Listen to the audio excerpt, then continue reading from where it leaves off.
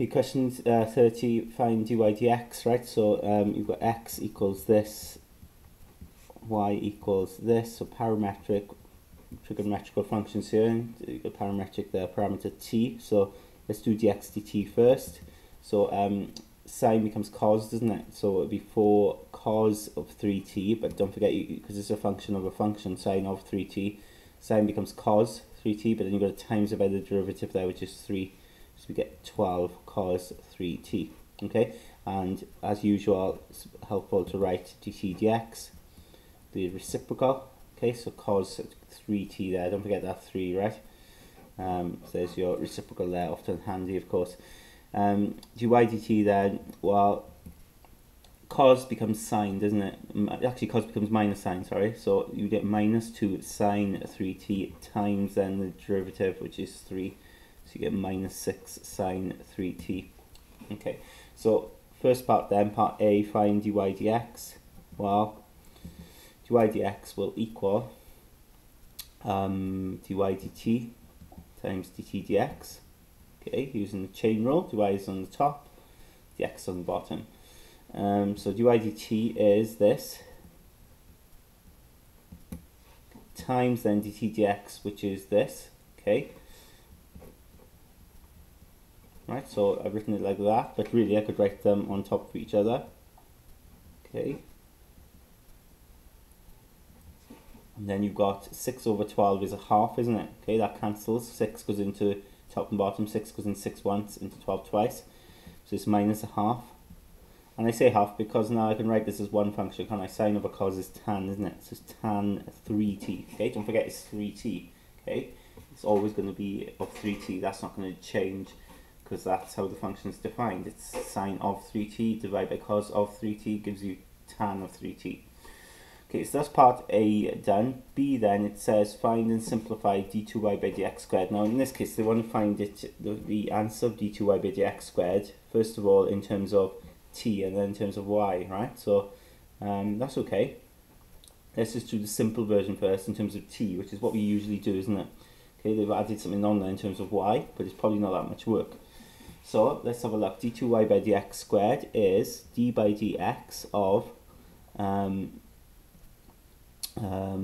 dx, yeah? You're differentiating dy dx again with respect to x. And of course then, dy dx, we've got our answer from part A, which is this.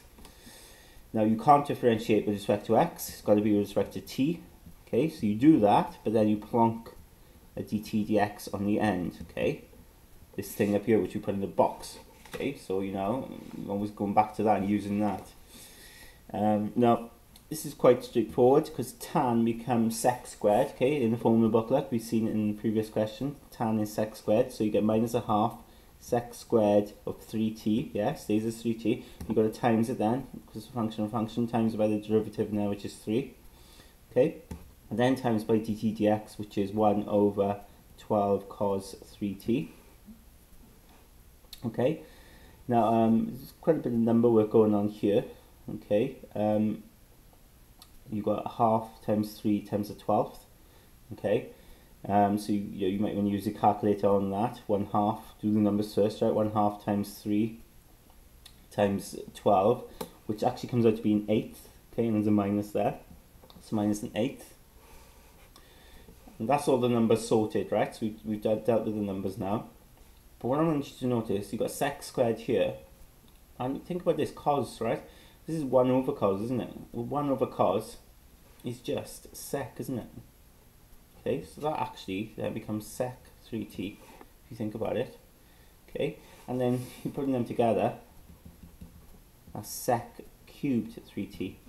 Okay, so that's what your d2y by dx squared is in terms of t. The part 2 then, I'll do it up here, the part 2 then, they want you to give d2y by dx squared in terms of y. Now that's a bit weird, right? But that's what the question says, isn't it? Given in terms of y. Well, if we go to, let's write down what y is from the question. You've got this, okay? Now, because we've got sec here, sec cubed, right? We can also think of this as